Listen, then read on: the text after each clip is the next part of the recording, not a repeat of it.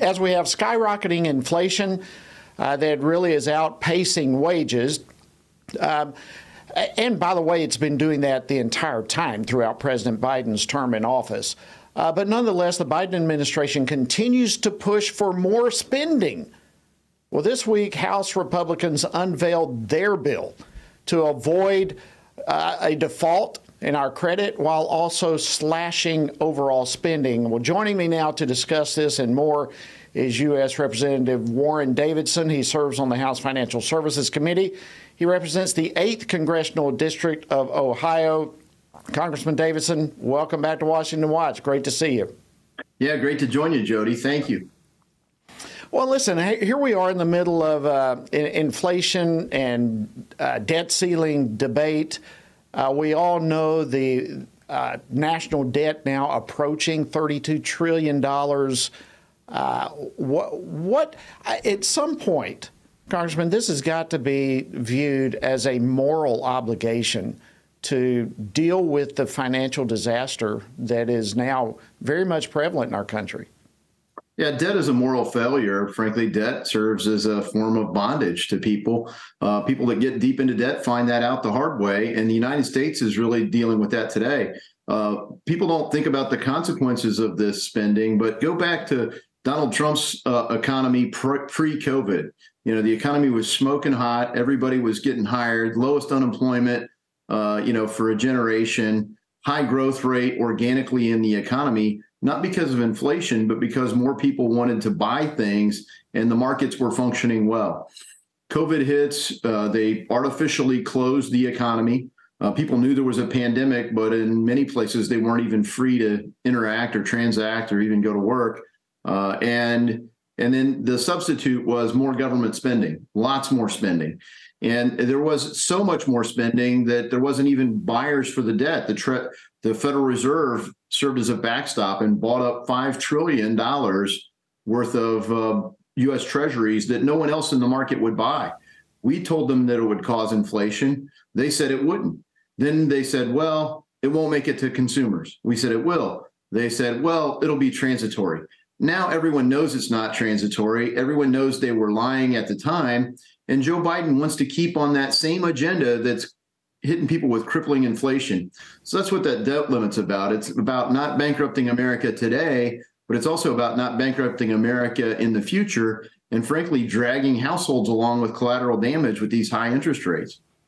Well, and if it's not dealt with, that is a great chronology of where we are and how we have gotten to this point that you just unfolded for us. But we're at the point that if something does not happen, we are unquestionably going to be in serious trouble in this country, and the ramifications of that will be things that we've never experienced before. But one thing that I sense, and I want to hear from you about this, it appears to me that for the first time, at least in a long time, that Republicans in the House appear to be pretty united on this whole budget issue, and just from the perspective that they understand something's got to be done. Do you agree with that? Is that what you're seeing? Yeah, absolutely. You know, there's a broad consensus that we have to change course now. It's taken a long time to get to unity behind a proposal, and we'll find out this week if we're really there. We're really close either way. But fundamentally, you've got Joe Biden's plan to just kick the can down the road and say, there is no plan to cut spending ever. The only plan is to spend more faster.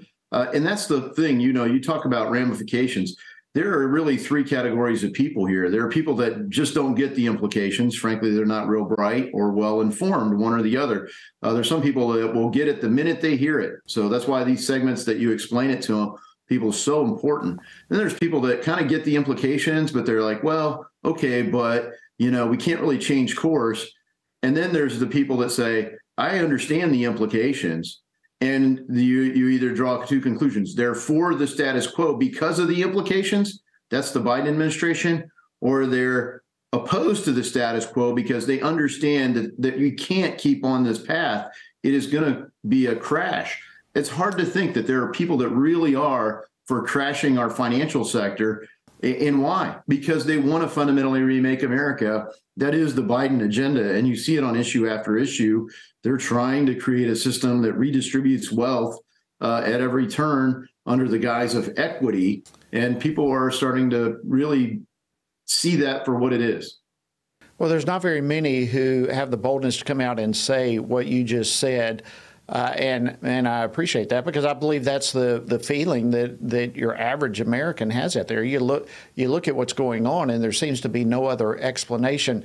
So, Congressman, what do you anticipate is going to happen with these budget negotiations? The president's saying there's not going to be any negotiations, but what do you really anticipate? You say you believe you've got the votes to get there. What do you think is going to happen, say, between now and the end of April, next couple of weeks? Well, I think by the end of April, we'll pass something out of the House, and that will make it clear to Joe Biden and to Senate Democrats that, there will be a negotiation. There won't be just a clean debt ceiling raise. Democrats may say, hey, the media and everybody else is just going to come down hard on Republicans. And so we're not negotiating ever. They can go ahead and force us to, quote, default. And it's all the stink's going to go under Republicans. A lot of times Republicans panic and they fold. So hopefully we stay strong and we stay together. You have a majority, but only if you work together. There's only 4 seats there. Frankly, I'd like to see a few things that aren't in this proposal yet. But we do have to get something across the finish line to say you can't stay on the course. It might not be everything that we need, but we at least have to take that first step towards every American knows we can cut something, right? The idea that we're just going to keep spending like this, everyone knows that they're in a problem because of this inflation. Housing prices, food prices, energy prices. You think about energy policy and border security policies. Joe Biden is for these policies because of the implications. That means he's for this inflation because of the implications. And his plan is to keep dumping fuel on it.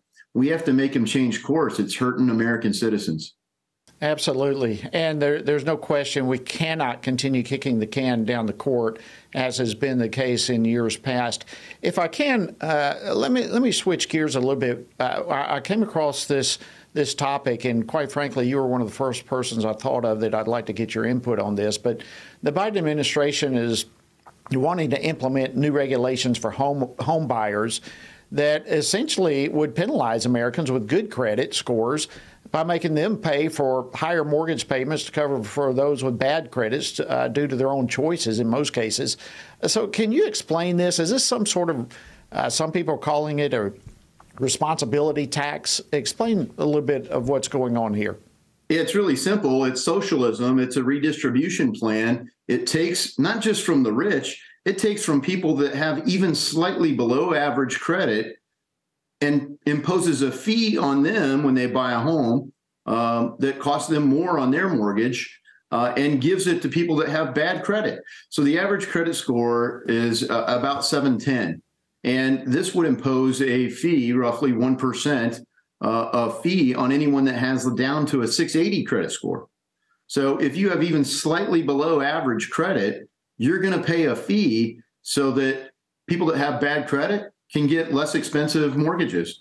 And that's equity. Equity is just code for redistribution or socialism. And it's really just, taking it is legal theft just because they quote pass a law. And in this case, it's even more illegal than that. It's more wrong than that. It's because Joe Biden said, FHFA, but it's really the Biden administration driving all these policies.